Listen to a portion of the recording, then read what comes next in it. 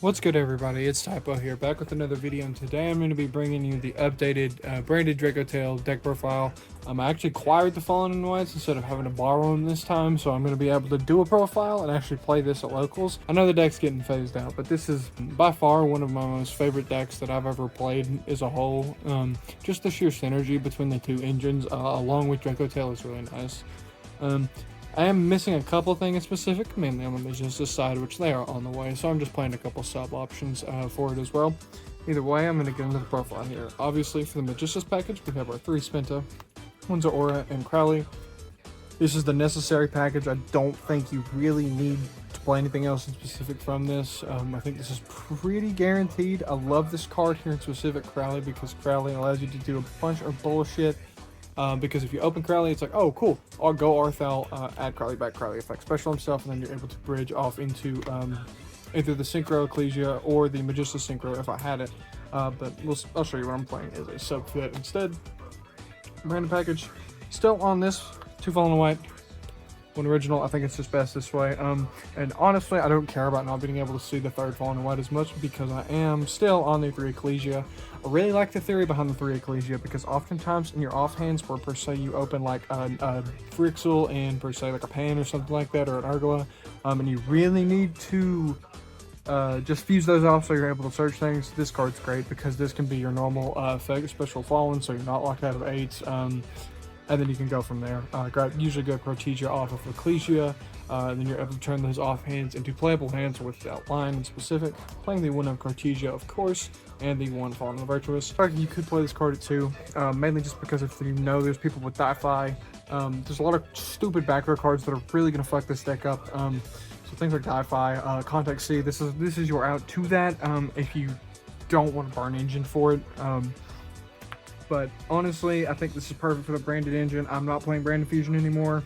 I do not want to lock myself out of synchros, because oftentimes I want to resolve either synchro line first before I flip Rahu, and you're able to Rahu after Ecclesia combo. So to be completely honest, playing Branded Fusion really just cuts off a lot of lines most of the time. Granted, it is your quote bridge between Dracotail and Branded, but you don't. The Rahu or the Branded Fusion send Frixel for like Lubellion or whichever it is really not as good as it seems on paper because it's a bridge. Yeah, cool, but like you could just play everything else and bam, there you go. Because Ecclesia is incredible. Ecclesia is going to provide so much more value than Branded Fusion, in my opinion. Dracotail names. I'm not going to repeat myself for what, the 3rd time. It's everything. This is literally what everybody else is playing. Obviously, this deck's about to get slaughtered, but I'm still enjoying it while we have it. It's either going to get slaughtered or they're not going to touch it, and it'll just be power crept out, which I'm thinking that is more the likely option at this point. Non-engine, bit cramped for non-engine, so we're just playing the 3 Fualos, 1 Perulia, 3 Ash, 2 Droll, and the Call By, just because hand traps in the right spot will really fuck this deck up if you don't open the threats. Certain specific pieces you need to see, and I chose to main Droll over Ghost Bell just because Droll's stupid. Droll needs to go. It's time. It's time to get Droll out of here.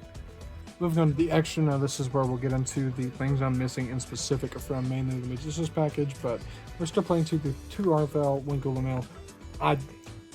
I legitimately don't think there's any reason to play Charos, especially in this deck where you're really cramped on extra deck space. There's just no reason to waste another space on it because the only foreseeable cut I see is Mysterion, and I'm not cutting Mysterion in this current build just because Mysterion helps really a lot in off matchups that 1% I'm not prepared for, which is obviously on me, but like anything in specific still kills Yummy. If this card goes against Yummy, Yummy is still going to have an extremely hard time playing through the fucking board. Branded package, what everybody else played, Dogma, Mirror Jade, Albion, and Incredible Ecclesia. That's it.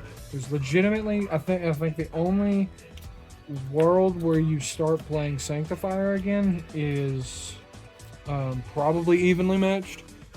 Honestly, just so that gives you something to play off of, and or I don't know. I really just don't feel like Sanctifier is the best card to be playing at all anymore. Oftentimes, you're doing Sanctifier to do a lock. by the time you hit that luck, you don't need it. You're usually winning the game at that point. So the luck oftentimes just feels unnecessary. The only other thing I would think about fitting in here is Titaniclad for like the Lunalite matchup or really whatever else. I'm not able to swing over and or out. But just as package now, this is where I'm missing stuff. So we have our one Artemis, Shirozo, Zorora, and then we are playing Cypher Omega instead of the Magistus Synchro level 8. It's on the way. And then our other sub is just the SP. These two would be the Spell and Trap Pop for Magistus and the Synchro level 8. I just do not have them currently, so I'm playing these as a sub. And then I still am playing Cross Sheep in this deck. I don't think I'll ever not be if I can fit it. It's just such a good card because it allows you to loop Frixel and or Lulu without having to go through Secretarion lane, so you can save Secretarion either for a more in-depth combo and or you can just save it as a whole and don't have to make it that turn in order to loop Lucius, Frixel, and or Lulu, whichever you need at that time. So I feel like this is just perfect here.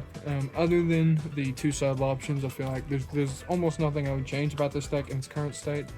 I mean, the deck is basically peaked as far as I can tell. It's basically they just turned it into a fusion slot pile because the Dracotail hits in itself, which is in turn making Dracotail a problem in itself, which I don't like how they've done that with the deck because it's put them at a crossroads where they either hit branded stuff again, which obviously they won't because it's too new.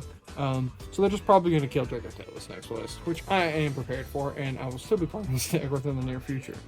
Side deck, I am on a 2 Unicorn just because extra decks are getting tight this format. It definitely will not be as good moving into Blazing, fully into Blazing, because right now we're still in that kind of middle phase, because everybody will be doubling up on names, so this will probably go back to being Fenrir within due time.